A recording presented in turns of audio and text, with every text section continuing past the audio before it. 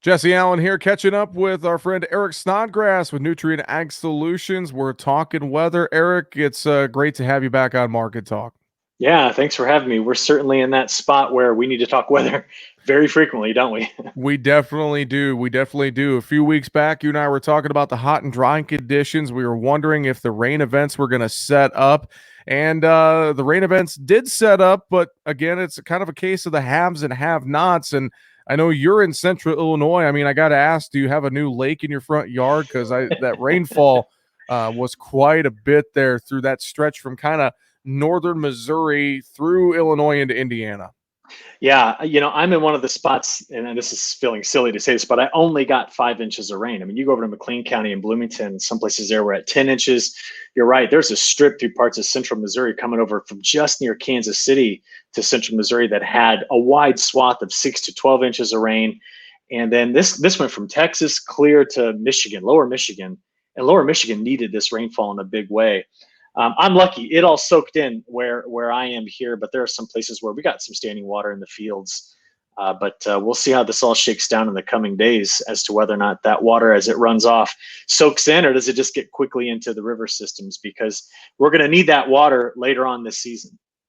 Definitely. Well, and I mentioned, in case it's the haves and have-nots, and you and I were talking before we jumped on the air. I traveled quite a bit this last weekend. I came up from Tennessee into Missouri, Iowa, southeast Minnesota, Wisconsin, down back through Illinois, part of Indiana, back through Kentucky. So I got to see pretty much quite a bit of the Corn Belt, kind of the central Corn Belt, and for the most part, everything that I saw, and some of it was before all this rain, some of it was after, everything I saw for the most part looked pretty good. You get into Iowa, there were some fields that it could have looked better for this time of year. But obviously, we have that line, that haves and have-nots line, and I'll let you talk about that because that's really been the story here for a couple of weeks. You go north and west of, say the middle part of Iowa or even southeast Iowa into Minnesota, the Dakotas, etc. We know the story. It's dry. Yeah, it's really dry. And, going into this wet time period, some of those places were the driest on record. And then we bring in some rain, but that rain, that frontal boundary just kept shifting south and east. And that's where the heaviest rain went. It was Texas to lower Michigan, not Texas to Iowa and Wisconsin. So there's some pockets in southern Iowa, or excuse me, southern Wisconsin that got missed by this. There are a lot of places in Iowa, especially the northern 2 or 3 rows of counties that some of them got 2 or 3 inches out of this, and some of them got a half of an inch. Same thing for Minnesota. I got some reports immediately out of Minnesota, folks saying, I got 5/10, I got a half inch out of all of that. And in that particular guy's field, some of the forecast models said he was going to be getting 3 to 4 inches of rain. Those storms came through and they took a preferential track and missed some folks. And that's saying nothing about what happened when you go farther west of the Red River Valley of the North, getting into much of the Dakotas. Montana has been smoked out. The Canadian Prairie is in trouble. And what happens is we're at that time of year where we can start to recycle moisture. And what I mean by that is the storms put it down. You get more from the Gulf of Mexico, and then you evaporate that water back up, and it just keeps coming back into your fields. And the issue is those places that didn't get that are not going to have any of that moisture recycle. And I start to get really concerned about those folks because, what ends up happening is you look around and you do see places like Illinois that I'm talking about 5 inches of rain here that came over 5 days. And you're like, oh, where's mine? And that's the situation. The atmosphere has just practiced avoidance with the northern plains of the United States and pockets of Minnesota, Iowa, and Wisconsin, whereas everywhere east and south of there seems to be getting copious amounts of rainfall. Yeah, and everywhere east and south of there, crops looking really good throughout the central and eastern corn belt for the most part. I mean, you name it, corn, soybeans, everything looking fairly good. Focusing though on that northwestern half of the corn belt, the northern plains, and I know looking at the forecasts that you provide and hearing from other folks and whatnot, we're talking more hot and dry weather here to round out the month of June, get into the 4th of July holiday moving forward. Not talking a lot of rain. What are you seeing with that forecast for the northern plains? And on top of that, what are we looking at here as far as crop conditions? I mean, I'd have to think with no rain and more hot weather, we're going to start to see things deteriorate even more quickly. Yeah, so what I'm going to be watching is two things. The giant ridge that was over the Pacific Northwest smashing all-time records, it's going to just flatten. And if it flattens both west and east, that just sends the jet stream north. And what ends up happening is it cascades out of the northwest through the eastern Corn Belt.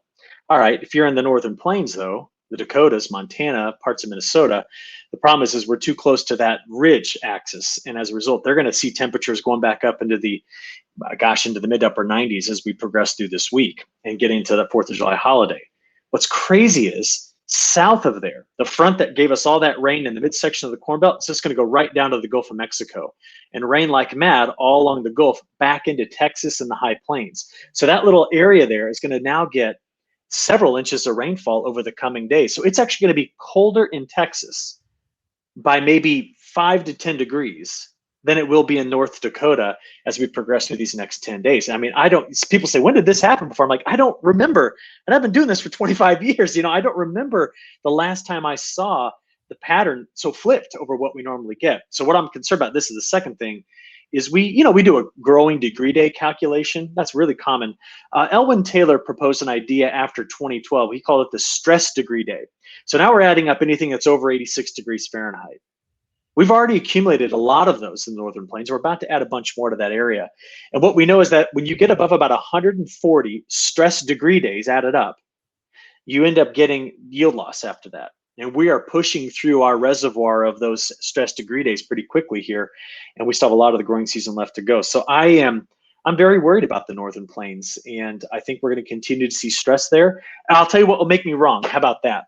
What would make me wrong, and it starts raining quite a bit in the northern plains, would be to take the ridge and not leave it over Idaho and Montana, but push it all the way to the Cascade Mountains. If you make that area get hot and stay hot, then by midsummer, the flow comes over the top and we get a lot of storms in the Dakotas that could really save this crop. That's what everybody needs to watch out for. But if that ridge goes from Montana to Minnesota, the whole of the Corn Belt is in trouble. And to be honest, whereas I could tell you the next couple of weeks that's not going to happen, I cannot yet rule out that might happen at some point in late July, August, or September. It did last year. We saw what happened in Nebraska and Iowa. They got very hot and dry late July and through August. So all of that still sits on the table. So we're not out of the woods yet. Well, and a lot of folks too, we saw the crop condition ratings come out on Monday. A lot of folks thought we'd see some improvements with all the rains that fell, in the eastern and central Corn Belt, but we didn't see any improvements. We even saw, a little bit of a downturn at some of those good, excellent ratings. So, it's almost a case too on the side where we got a lot of rain that maybe some folks potentially got a little too much. But again, it all comes back to that case of isolated higher amounts or areas like you mentioned in Iowa where they got an isolated thunderstorm, they got a huge downpour over a 5-mile radius. Eric, it's a very weird summer so far. That's a perfect way to title 2021. It's the weird summer, because I cannot find an analog. Usually that's a technique we like to use. Let's go back in history and try to find a good analog that says, 2021 looks like. No good analog. Certain pockets may say they look like certain years, but it doesn't. And I've done it. I've searched, and I can't find a year that I would even say is wise enough to use that as a correlating factor for 2021. So we're going to continue to monitor it and see how it all shakes out.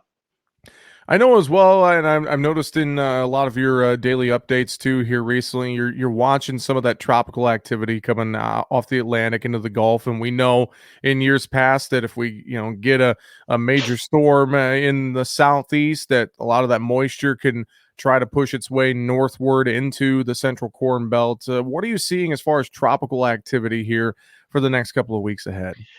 I think the most important thing is that the Bermuda high is over Bermuda this year. Now, what that means is there's typically big subtropical high pressure systems somewhere around Bermuda or slightly to the east, and that's where it is this year. Now, there are years where that will move all the way to Nashville, and if it sits over Nashville, that big subtropical high, the southeast is just hot and dry, and it's hard to get a tropical cyclone in there. But if it stays over Bermuda, the flow around it just keeps bringing those tropical systems toward the East Coast and into the Gulf Coast. And we're watching, we had Danny cut in. Danny was given a 60% chance of developing in the morning. By middle of the day, they'd already called it Tropical Depression 4. Then it comes over South Carolina, Georgia, and they name it Danny. So it got there quickly, but it wasn't a powerful system. Following it right now, we're watching right out in what we call the main development region. That's in the middle of the Atlantic, but near the tropics. There's two systems that are going to go toward the Lesser Antilles. Those are the little islands that stick out right there just north of South America. If they get to the Greater Antilles, like Puerto Rico, the island of Hispaniola, Cuba, all right, if it gets there, what I'm concerned about is if it gets in the Gulf, because if it gets in the Gulf, it can develop, turn north, and bring in that moisture, like you said. But I'm going to make this statement about summer 2021. If I could say something has been consistent, it is that we have yet to have a weather system that has completely shut down the Gulf of Mexico moisture transport. It just keeps getting into the plains. It keeps getting into the Midwest, primarily the eastern side of the Midwest. And as it comes up here, well, the atmosphere can pop and it can rain at any moment. That is a key to what this pattern holds. We are not shutting down that Gulf of Mexico because the Bermuda high is staying in Bermuda. Well, Eric, as well, I think we should touch on this. South America, Brazil, frost damage to that safrinha corn Yeah. crop here being reported early this week. And that's definitely going to have an impact as that crop was already in trouble. And now, we're throwing frost on top of it down there. What are you seeing in South America right now?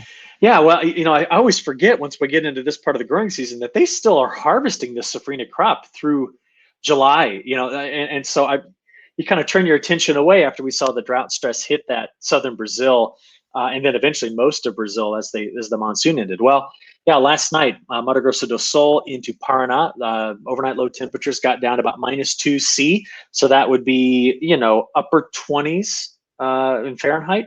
And I saw some video this morning of just fields completely covered in white frost that had corn that had a ways to go still because that crop is very late. So that was a pretty big hit on them on top of the drought issues that they've been seeing. So yeah, it was. I just this morning decided to check. I'm like, wait a minute, it is below freezing in southern Brazil this morning. I wouldn't have expected that for a little while longer down there. Well, Eric, appreciate the insight as always. Any other final thoughts you have for us here today? I know, obviously, weather is something we're going to be watching very, very closely the next few weeks ahead.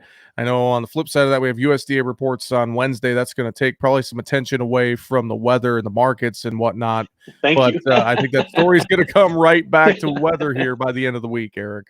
Yeah, my last thought would just be this. Let's do something quick international. Ukraine had a wet spring and they got plenty of rain coming in the next 10 days. So no one is watching Ukraine for problems. The North China Plain, the Manchurian Plain also showed up wet in the latest forecast models. And what that means is the world and the markets are watching U.S. weather, specifically the western half of the Corn Belt. Well, Eric, I know you have your newsletter as well that you send out every morning, and we'll post a link to that up here on the website, markettalkag.com, with today's interview. And I appreciate the time as always. We'll catch up in a couple of weeks, I'm sure. Thanks so much, Eric. Yeah, we'll have a whole different story then too, won't we? We definitely will, my friend. Thanks so much. Have a good one. Yeah, thanks. Eric Snodgrass with Nutrien Ag Solutions joining us here today on Market Talk.